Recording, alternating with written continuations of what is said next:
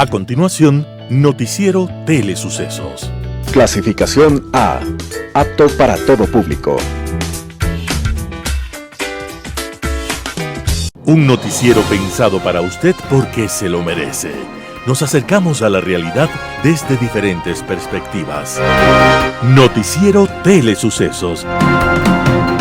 Primera parte del Noticiero Telesucesos, con las noticias más importantes del día.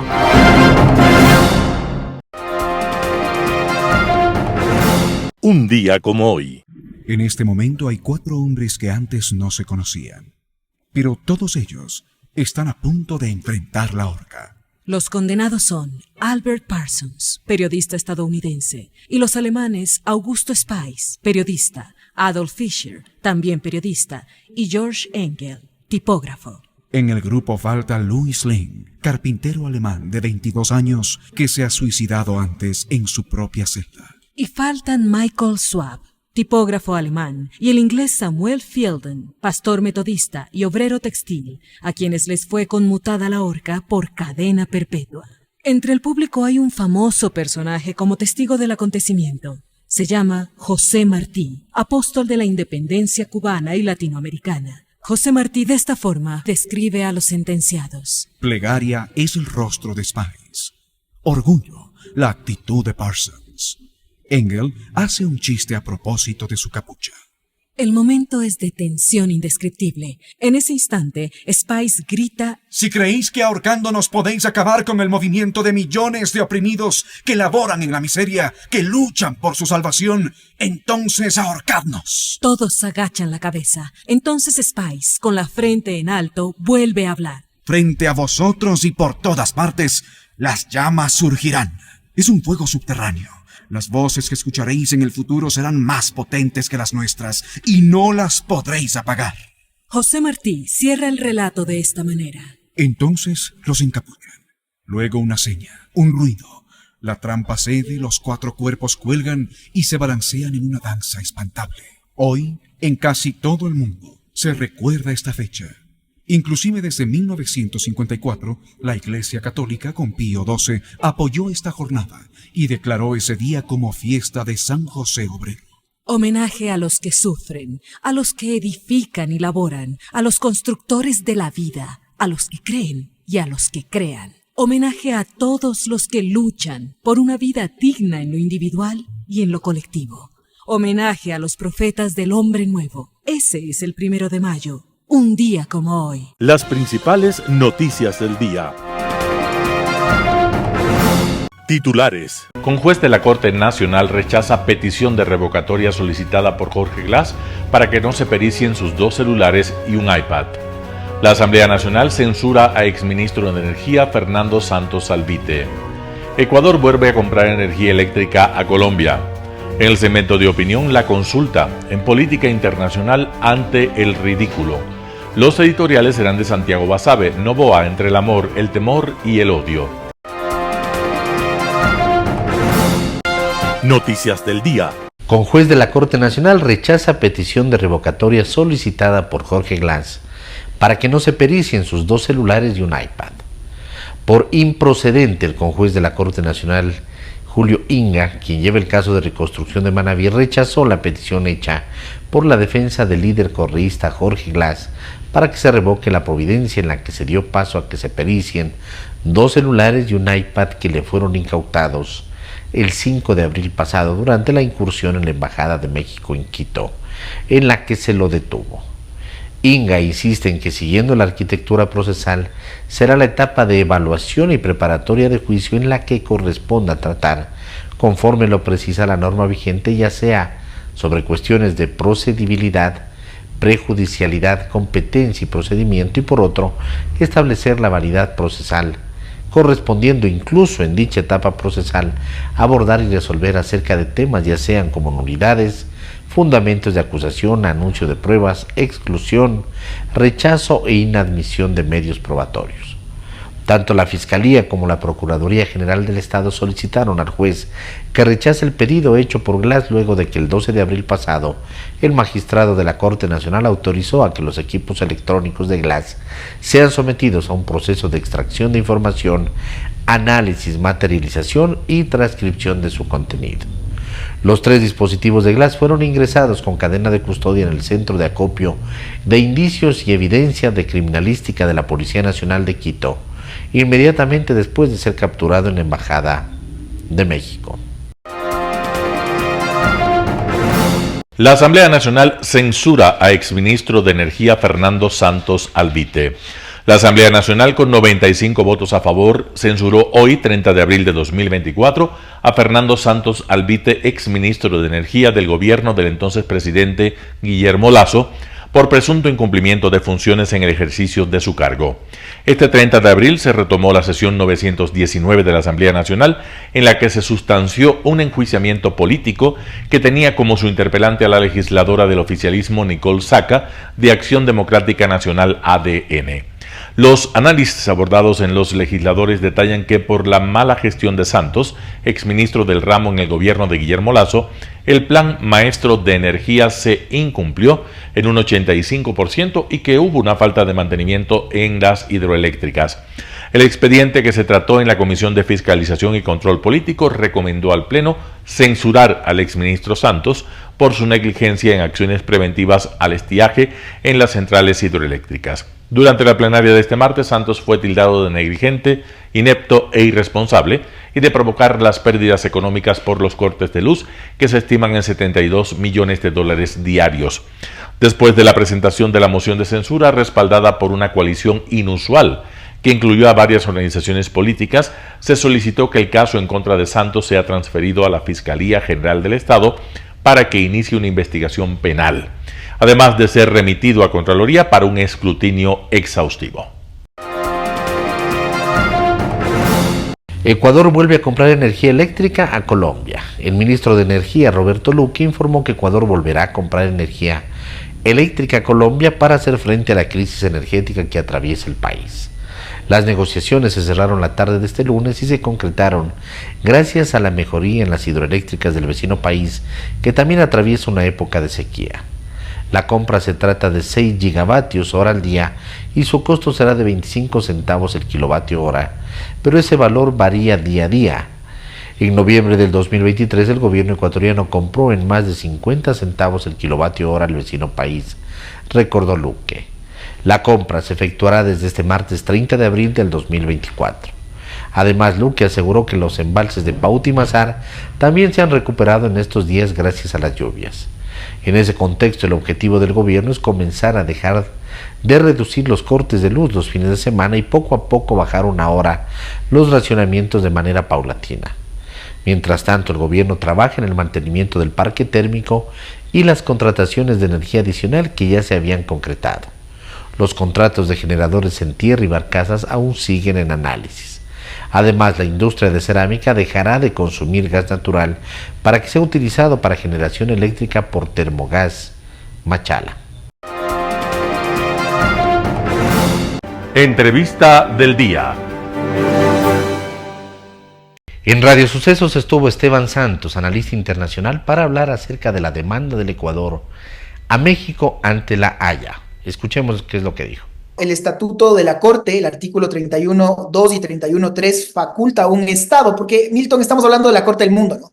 Entonces, todo Estado tiene el derecho de poder nombrar un magistrado ad hoc dentro de su causa, un magistrado de su nacionalidad o puede ser de otra, como lo que acaba de hacer el Ecuador. Acaba de apuntar a un magistrado neozelandés de apellido McRae dentro de esta comitiva. Entonces, en principio es una comitiva de muy alto nivel, siempre lo he dicho, Milton, y en estos temas, en diplomacias, las formas son tan importantes como el fondo.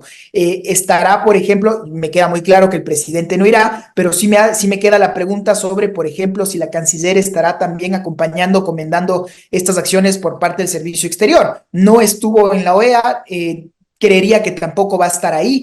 Siempre estos mensajes, ¿no? Hablábamos de lo que pasó, por ejemplo, en Angostura y de cómo se logró bajar la eruptiva de ese conflicto. Correa y Uribe en su momento se dijeron de todo, pero los dos se dijeron frente a frente, al lado de sus cancilleres, pues, y todo el equipo de ambos estados. Creo que nada de esto en este momento está sobre la mesa y por lo pronto, pues, por lo menos hasta ver qué pasa en las elecciones mexicanas ahora en junio y en Ecuador en el 2025, creo que tenemos todavía conflicto para un buen tiempo. Ahora, Ecuador contrademanda y lo hace un día antes de que empiece a tratarse en la Corte Internacional la demanda presentada por México. ¿Qué tal esa estrategia? Mira, aquí hay una primera cuestión, ¿no? Porque si bien se entiende que desde una óptica de estrategia uno puede tener alguna suerte de secretismo, no nos olvidemos que estamos en el marco del derecho internacional público. Esto es Estado a Estado y por lo tanto los estados tienen la obligación de este principio de publicidad para con sus mandantes. Entonces, que el Ecuador no sepa hasta el último quién es su equipo defensor, que no sepa sino hasta el último quién va a ser este juez apuntado y que no sepamos hasta ahora, algo que creo que no va a pasar si es que la canciller, por ejemplo, también va a acompañar a la delegación. Son cosas que creo que sí se pudieron haber mejorado comunicacionalmente, porque siempre habrá una academia, siempre habrá un sector jurídico, pues una comunidad científica que pueda dar aportes, que porque los que queramos que sumar, las personas que quieran, pues que al Ecuador, a diferencia de algunos, por ejemplo, expolíticos, que lo que quieren es que se le sancione al Ecuador y que el Ecuador quede mal visto ante una comunidad internacional, todo eso hay que ponerlo sobre el papel. En todo caso, Milton, ya se le escuchó a México. Ahora en la madrugada será el turno del Ecuador y creo que el Ecuador, repito, uno, tiene una oportunidad de oro de desescalar con respecto a las medidas cautelares, pero dos, de presentar un caso en derecho y ver si es que efectivamente la Corte tiene o no esta jurisdicción prima facie para poder conocer de la causa. Ahora, le va a tocar a Ecuador esta madrugada hablar, pero dentro de la demanda presentada por México, es decir, todavía no se empieza a ventilar lo que presentó Ecuador.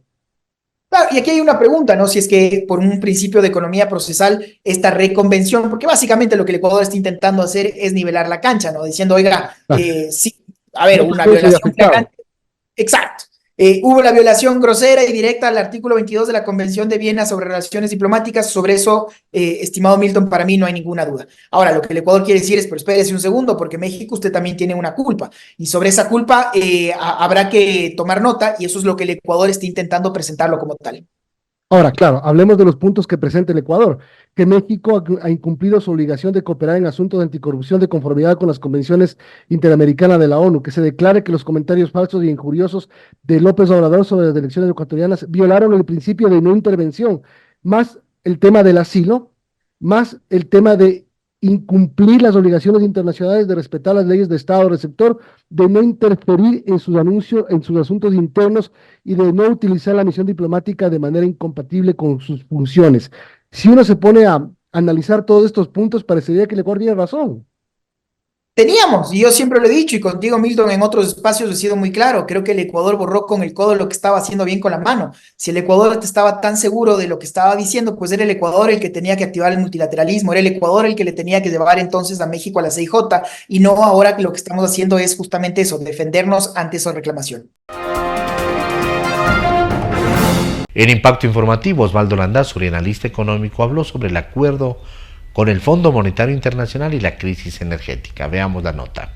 Hubieron acercamientos desde el inicio del gobierno de Noboa con el Fondo Monetario.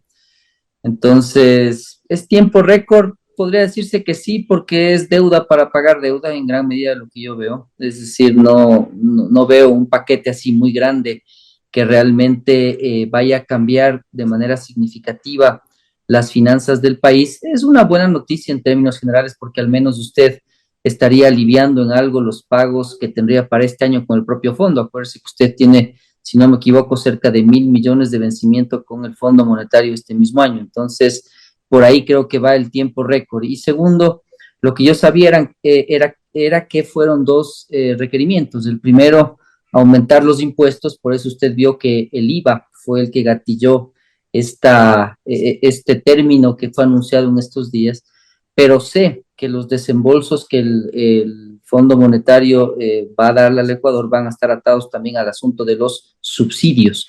Entonces, lo que están buscando, entiendo yo, es alguna primera señal en términos de subsidios para que el fondo comience con sus desembolsos, es lo que yo conozco de fuentes internas en el Ministerio de Economía. Entonces, yo lo que haría personalmente es empezar quitando subsidios a los industriales, ¿no? Es decir, a los que todavía les quedan, a las mineras, por ejemplo, que me parece que es un absurdo que tengan subsidio en electricidad, o por ejemplo a las grandes pesqueras que todavía tienen subsidio en el diésel, o a los camaroneros que también tienen subsidios en algunos rubros. Es decir, eso es lo que yo haría primerito, Edgar, si me pregunta como la señal que el fondo estaría esperando para comenzar los desembolsos de plata. Ya vamos a seguir sobre este tema de los parámetros que el país al parecer tendrá que cumplir. Pero aquí tenemos algunas versiones de los analistas económicos y de los observadores, porque usted, igualmente con algunos otros distinguidos analistas, está señalando que este es un préstamo para pagar otros préstamos, para pagar deuda, mientras que otros analistas dicen este es un dinero de libre disponibilidad que va a servir en las actuales circunstancias, por ejemplo, para bajar la presión que los proveedores ejercen sobre el Ministerio de Finanzas. Hay algunas deudas que son de hace 4 años, 5 años, que es inconcebible que no se paguen ahora. Eso significó, por ejemplo, que la semana pasada la gente se tome el Ministerio de Finanzas. Entonces, claro, un desembolso que se cree sería de $1.000 millones, permitiría alivianar esa presión de los proveedores. A ver, puede tomarle de algunos puntos de vista, creo yo, me parece que es más un tema semántico, porque a ver, la plata le va a entrar y no es que el fondo le va a decir, bueno, ahora me depositas inmediatamente, al menos que veamos una coincidencia exacta entre los vencimientos y los desembolsos. Ahí sí sería clarísimo que el fondo le está dando la plata para que le pague y nada más, pero puede ser incluso que el país... O sea, lo que le da es el recibo, la papeleta de depósito, ¿no? Exacto. Eso habría que esperar a ver qué coincidencia tiene. Yo diría que algún grado de libertad le dará, ¿no? En el sentido de decir, bueno, te doy un poco antes, pero a la larga usted tiene el vencimiento y el atraso. Entonces, véale como usted quiera, es decir, lo que le va a entrar del IVA y que le iba a servir para pagar deuda, pues ahora le servirá para pagar a los proveedores, y lo que le va a entrar del fondo le va a servir para pagarle al fondo, o viceversa. Pero en el fondo, perdón la redundancia, es una plata que al fondo le asegura que usted le vaya a pagar y no caiga en default, lo cual es una buena noticia, porque si usted cae en default con el Fondo Monetario, pues ahí sí hay un gran problema. Y lo otro, que tal vez pueda ser un asunto interesante también, es que usted habrá visto un anuncio de la CAF, que le va a prestar $800 millones. Entonces el fondo también sirve como un buen garantista, es decir, le da seguridad, le da garantía a otros actores financieros internacionales para que le presten plata. En ese caso, también le ayudaría para que usted converse con el Banco Mundial, con el Banco Interamericano de Desarrollo, con la propia CAF, para decirles, ya tengo el aval del fondo, y el fondo le dice, entonces, préstenle recursos. Eso hemos visto, por ejemplo, con la CAF en estos días con los 800 millones. Un panorama de noticias para su estatura intelectual.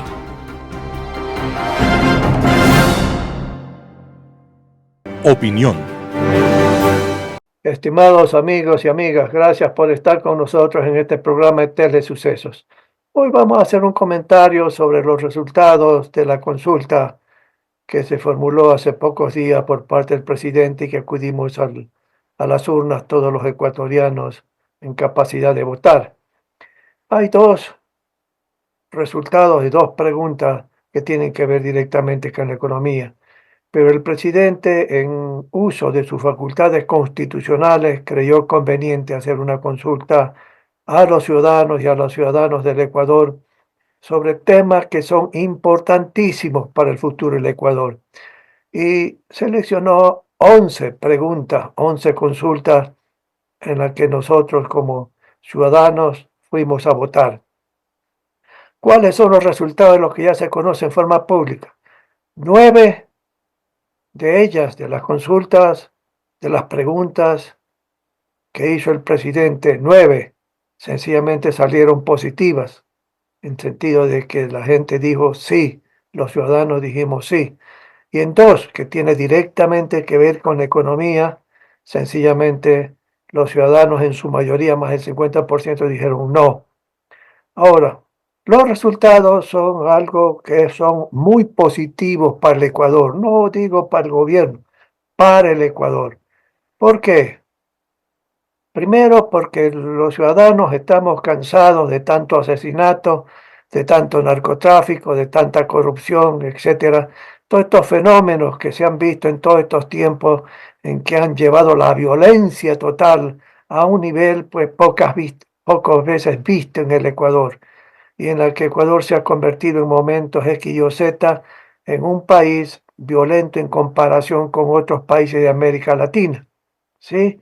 Y el gobierno y el presidente están luchando contra todo este fenómeno para darnos mayor seguridad. Y 9 de las preguntas, 9 de las consultas que se nos hicieron tienen que ver con la seguridad. Y eso le da herramientas legales mucho mayores, mucho mejores al gobierno y al presidente de la República para la lucha, para seguir más intensamente contra la lucha contra la corrupción, contra el tráfico de drogas, contra el terrorismo, el narcoterrorismo y narcotráfico. Todos estos males que antes no teníamos tan intensamente en el Ecuador, sencillamente el gobierno y el presidente está haciendo frente exitosamente. ¿En qué términos? Ayudado por las Fuerzas Armadas, por la Policía Nacional. Y en esas 9 consultas de seguridad, pues hay el papel complementario que tiene que hacer las Fuerzas Armadas con la Policía Nacional para el combate al narcotráfico, para el combate al terrorismo y al narcoterrorismo. Y eso es bien, pero también ha habido el tema de que si se apropian de una serie de propiedades que han tenido un origen ilícito y de propiedad de una serie de narcotraficantes, narcoterroristas, que muchas veces están en las cárceles actualmente u otras veces sencillamente se los persigue para iniciarles juicio y meterlos a la cárcel.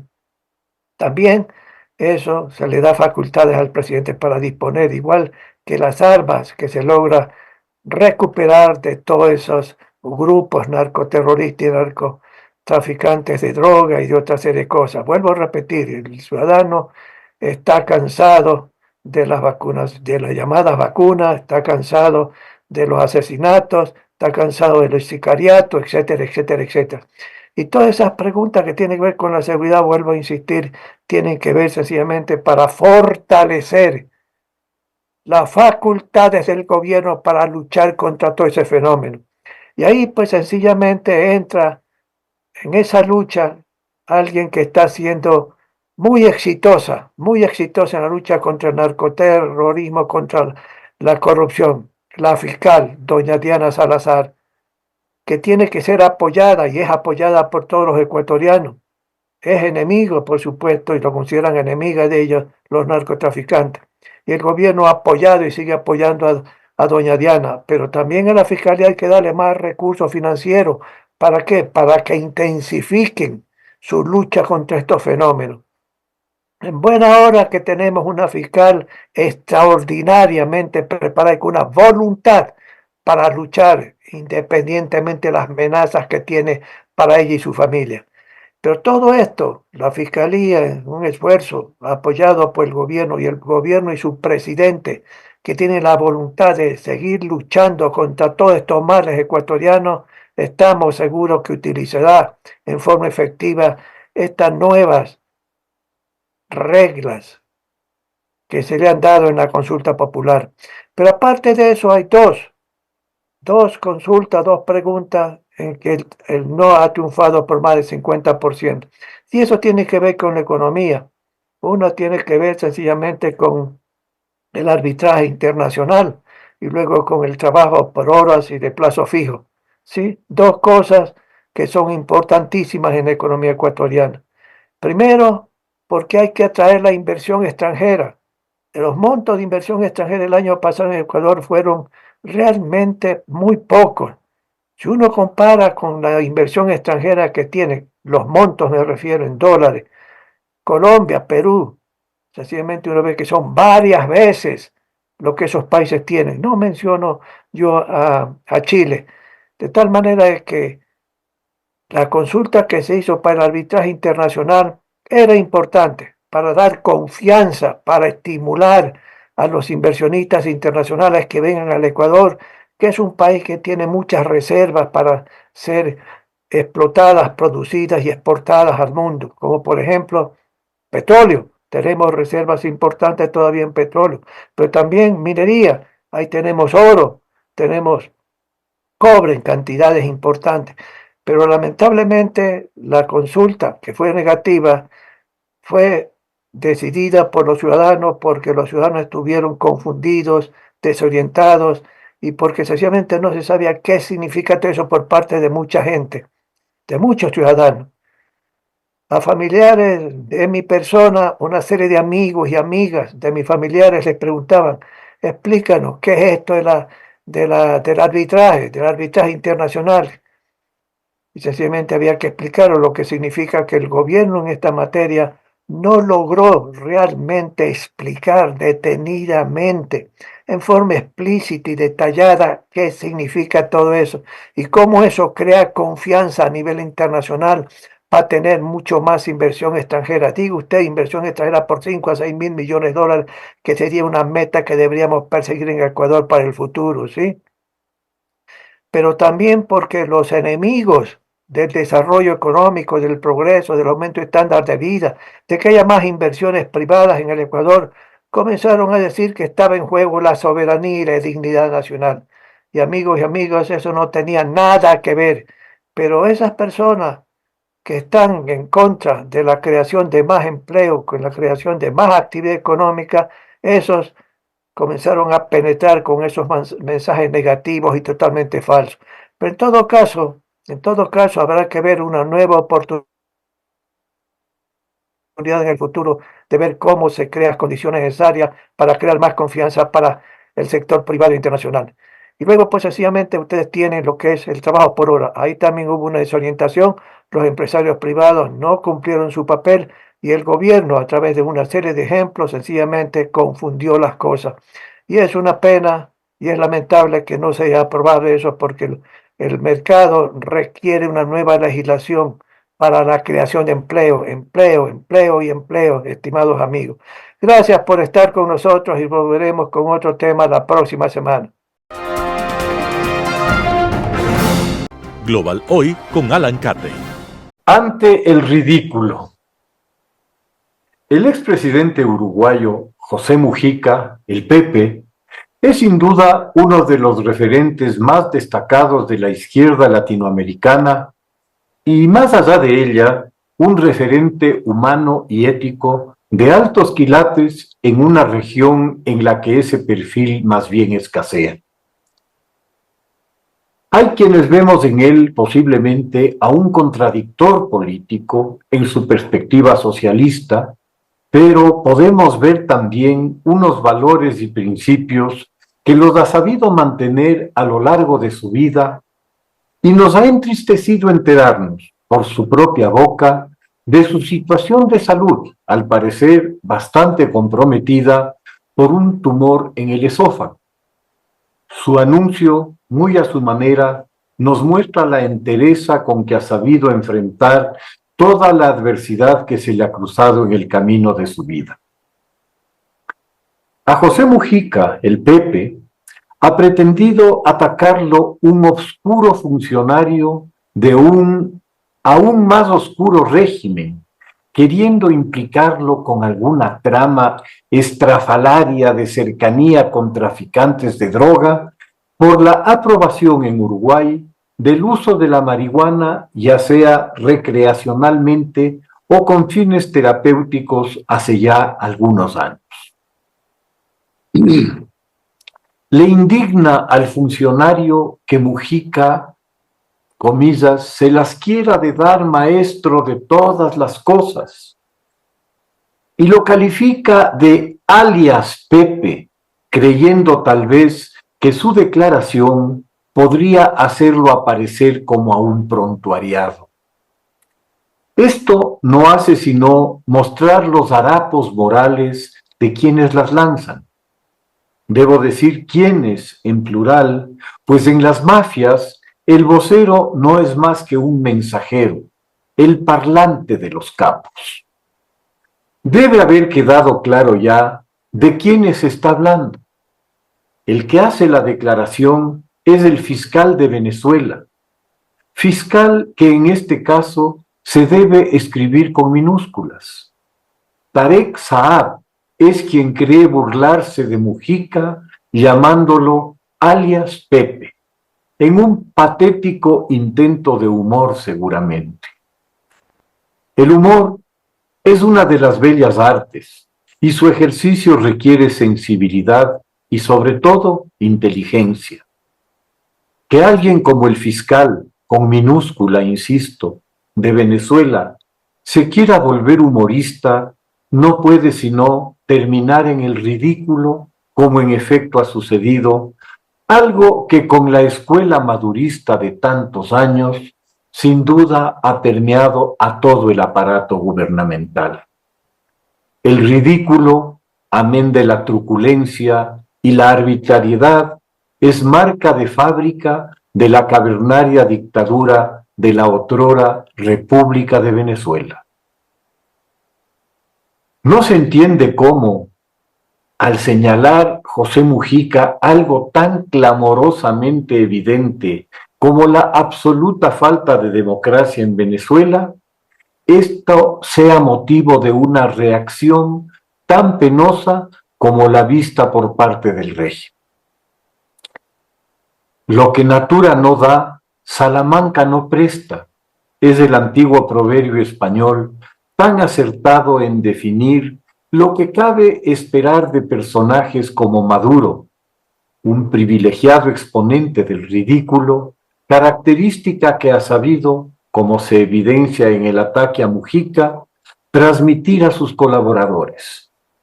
No se trata tan solo de Saab, la capacidad para decir tonterías, con la descortesía y patanería propias de quien se sabe inmune al proferirlas y que está extendida a todo el entorno presidencial.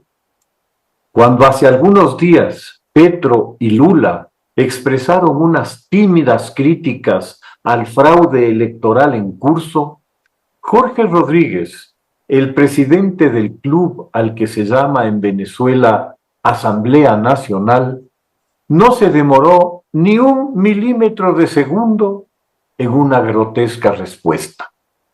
Métanse sus opiniones por donde les quepan.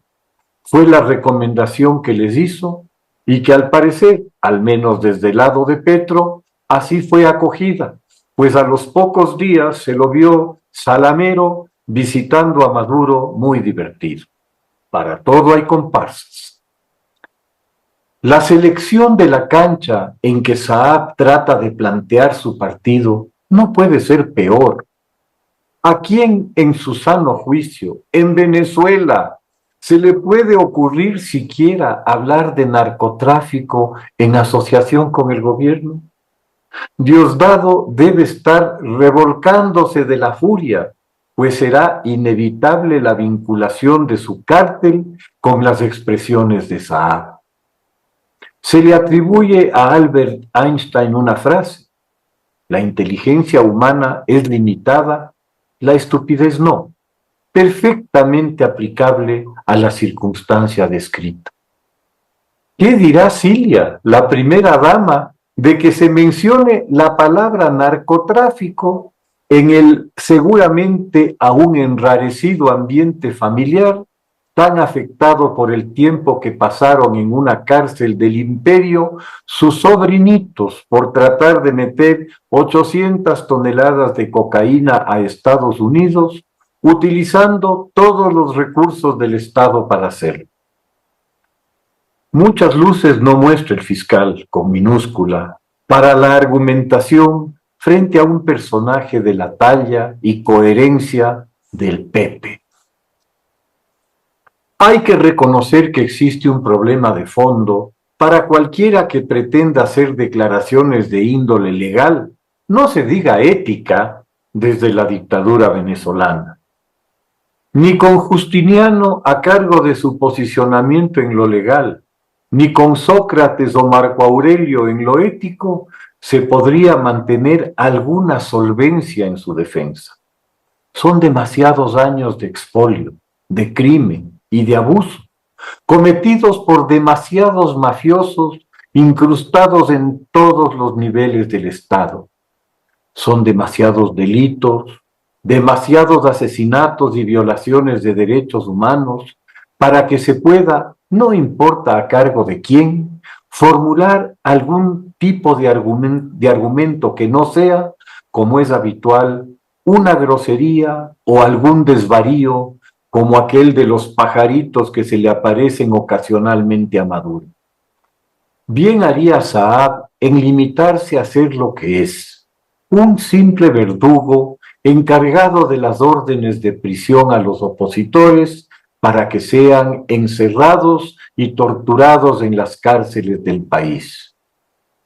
Debería ver, sí, con alarma el caso de su paisano y tocayo, el Aizami, hoy preso por no haber repartido bien el botín de las cuentas por cobrar de PDVSA por un valor que supuestamente ronda los 20.000 millones, no de los intrascendentes bolívares, sino de dólares.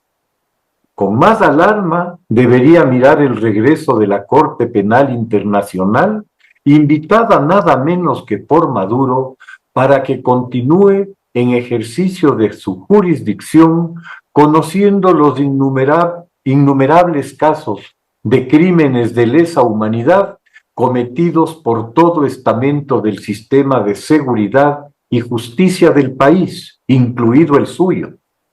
Ya veremos si mantiene el humor y se inventa algunos alias para sus asociados en el crimen en Venezuela.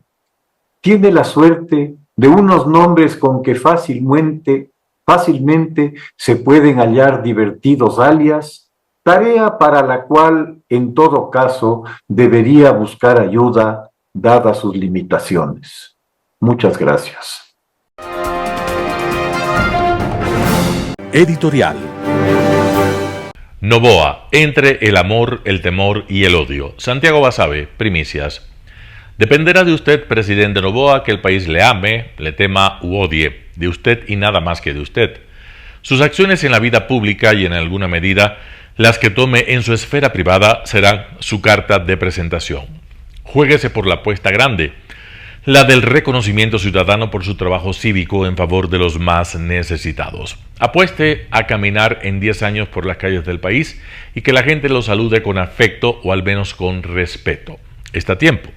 Con una consulta popular que se la puede asumir como una suerte de apoyo a su gobierno, lo que tendría que hacer en el futuro para que la ciudadanía lo ame es trabajar en los temas clave. La seguridad, la crisis energética y la provisión de empleo son algunos de ellos, pero no todos, desde luego. La gente necesita también a la brevedad proyectos sociales. Necesita ver que el gobierno está presente y que lo ampara, para que su paso por Calonderet le otorgue el amor del pueblo. Preocúpese de la salud pública, la educación en todos los niveles, la desnutrición infantil. Gobierne mirando a los más débiles, a los pueblos indígenas, a las mujeres, a las minorías. Ahí está la base de apoyo. Invierta en la gente. Sea indulgente, sin dejar de ser perspicaz. Trate a sus opositores políticos con inteligencia y a la vez con firmeza. Reclame a sus colaboradores en privado, jamás en público. Un líder ensalza la gestión positiva de sus ministros ante el pueblo y se retira con ellos a la intimidad del despacho presidencial cuando se trata de llamarles al orden y acatamiento de las directrices oficiales. Preséntese ante la ciudadanía de forma natural, espontánea. No es necesario poses ni sarcasmos para verse más inteligente o cautivador. Sea auténtico. Beneficia al pueblo y la gente lo amará. Pero si el camino del amor ciudadano no es el que le interesa, al menos evite que le odien. Prefiere entonces el temor de la gente. Haga un gobierno con pantalones, como lo llamamos los ecuatorianos a nuestros innatos rasgos autoritarios. Demuestre resultados y evite caer en dubitaciones. Afronte el tema de la seguridad hasta las últimas consecuencias, pero hágalo.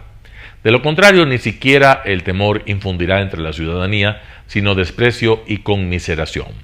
Tensione con la oposición política con prestancia y demuestre al país que lo que dice se hace.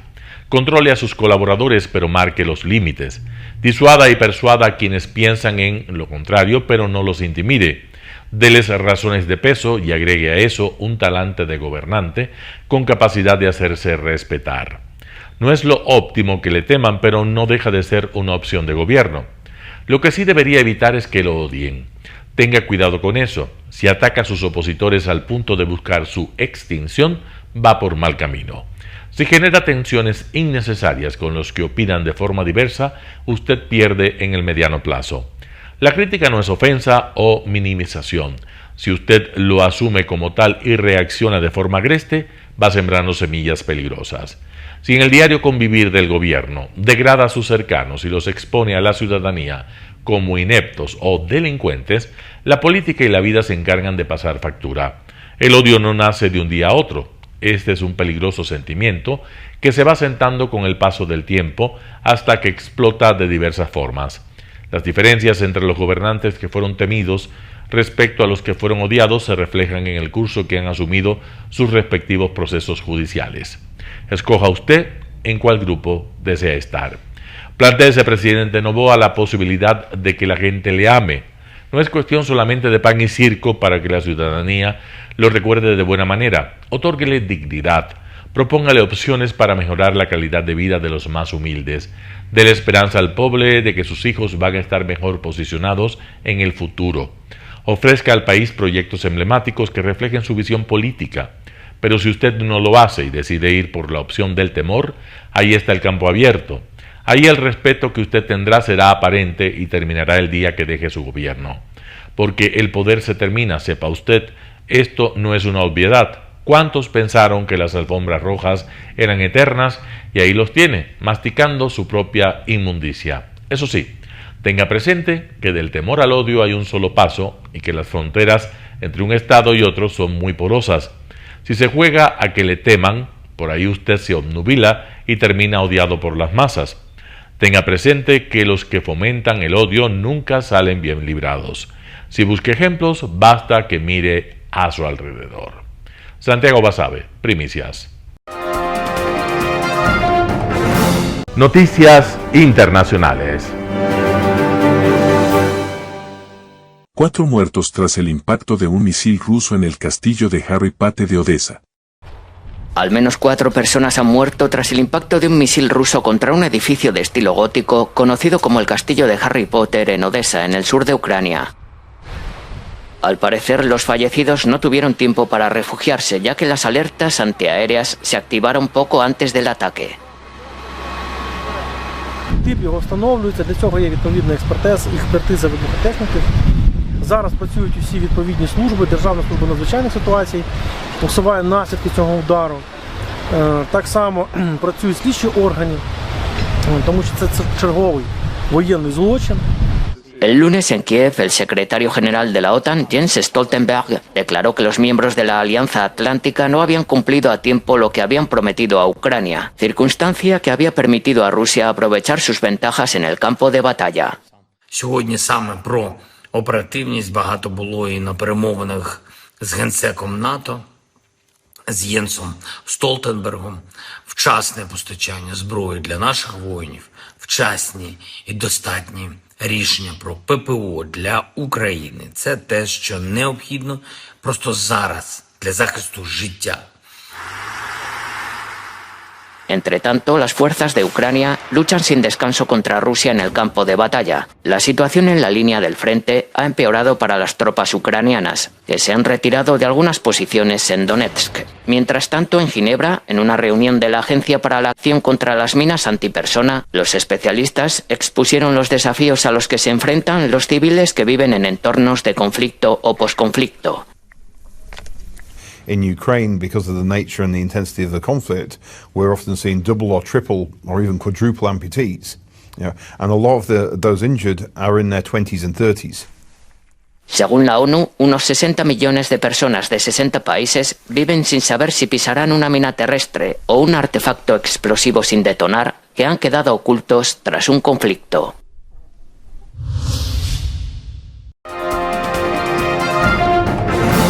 Estados Unidos. Aumenta la presión para un acuerdo de alto el fuego en Gaza extraordinariamente generoso. Aumenta la presión sobre Netanyahu para un alto el fuego. Las calles de Tel Aviv volvieron a llenarse para reclamar al primer ministro israelí la firma de un acuerdo que permita la vuelta a casa del centenar de secuestrados el 7 de octubre que aún permanecen en poder de Hamas. We are sick of this government. We are sick of the whole process. We want a hostage deal now. We want the hostages back home. En su gira por Arabia Saudí, Israel y Jordania, el secretario de Estado Anthony Blinken ha instado a Hamas a aceptar la última propuesta de Israel para una tregua en Gaza. La califica de extraordinariamente generosa. El ministro de Exteriores del Reino Unido, David Cameron, defendió en Riad la oferta de Israel. But it does seem to me there is now, let's be frank, a very generous offer of, sustained 40-day ceasefire, the release of potentially thousands of Palestinian prisoners in return for the release of these hostages who've now been in captivity for over 200 days. Hamas reclama un alto el fuego permanente y no tan solo de unos días. La presión en las calles habría permitido que Israel aceptara en una primera fase la liberación de 33 de los rehenes de Gaza, en vez de 40, a cambio de la liberación de unos 900 presos palestinos.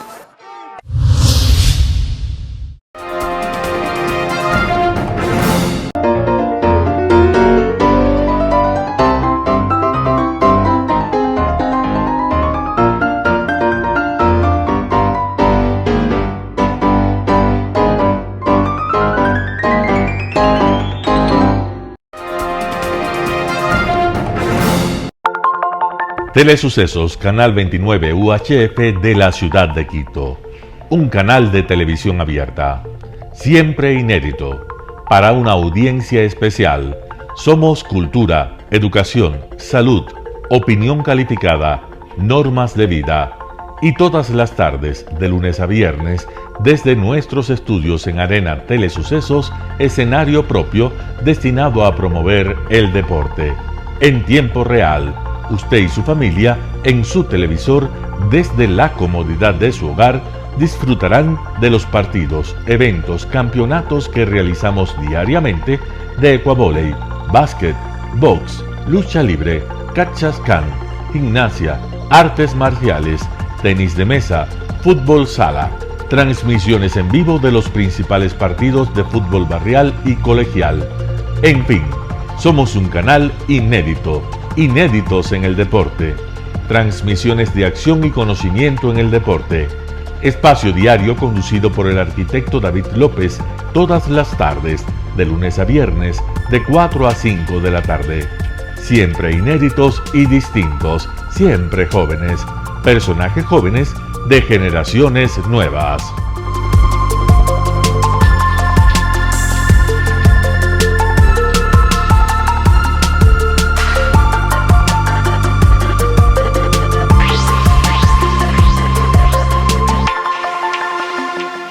El término arena dejó tiempo atrás de ser sinónimo de muerte.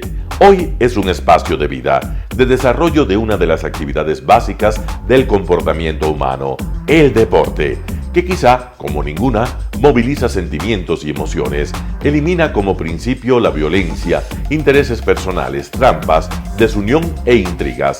El deporte, con sus valores, solo deberá entregar mensajes de bien para mejorar las actuales estructuras sociales y políticas en deterioro en las que vive nuestro país. Hoy entregamos a nuestra audiencia de la ciudad de Quito deportes y en especial a la parroquia de Calderón, uno de los sectores populares de mayor desarrollo de la ciudad, con una población estimada en 1 millón de habitantes que están en contacto diario con el canal 29 UHF, presente con sus instalaciones deportivas en Llano Grande, su centro de gravedad. Telesucesos, desde nuestro estudio principal y en el de Arena Telesucesos, es el único medio de televisión que transmite de lunes a viernes 4 horas diarias de diversos eventos y novedades deportivas: el ecuavóley, básquet, tenis de mesa, halterofilia, taekwondo, esgrima, box, cachascán, gimnasia olímpica. Pueden ser observados en Canal 29 UHF y en todas las redes sociales en su televisión, sin ningún costo, desde la comodidad de su hogar, en nuestro canal y en las redes sociales. Arena Telesucesos es el escenario en donde el deporte tiene vida. Nuestros invitados y jugadores están en la cancha junto a usted y como nunca antes en la pantalla de su televisor, acercándole a un espectáculo inolvidable de luz, color y fiesta.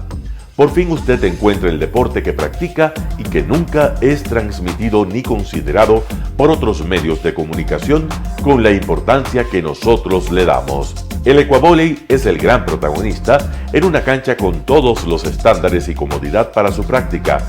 Es el único deporte ecuatoriano con partida de nacimiento ecuatoriana.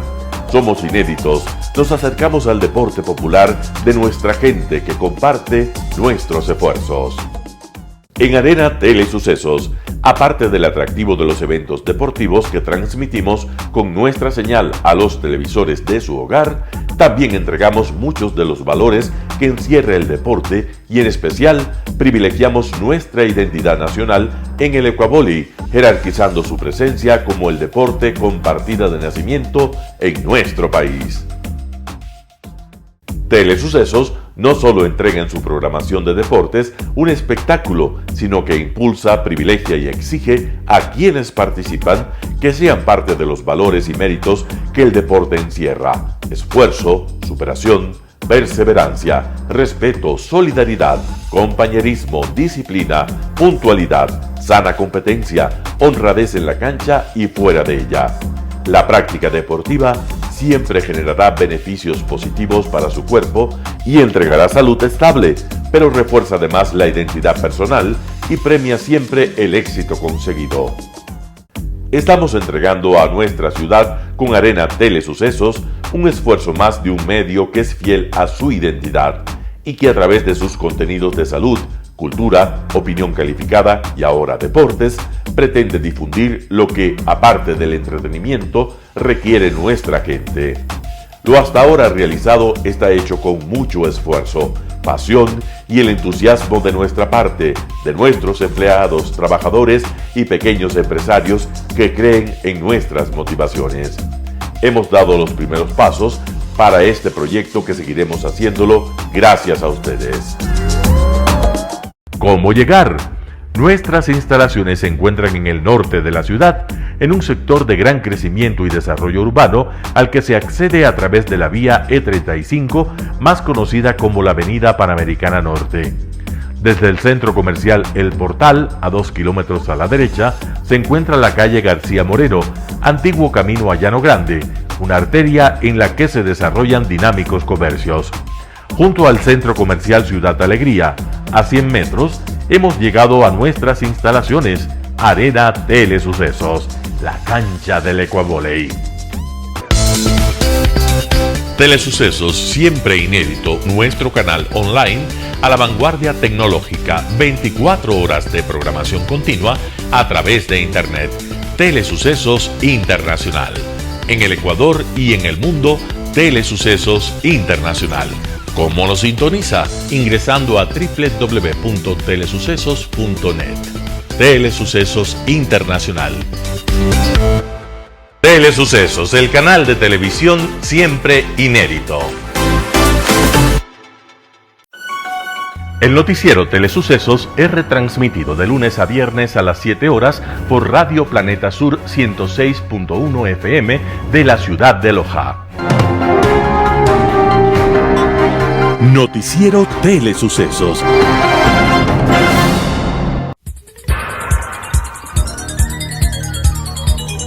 Las opiniones vertidas en este espacio por la producción y dirección del programa son de exclusiva responsabilidad de sus autores y de quienes intervienen en ellos.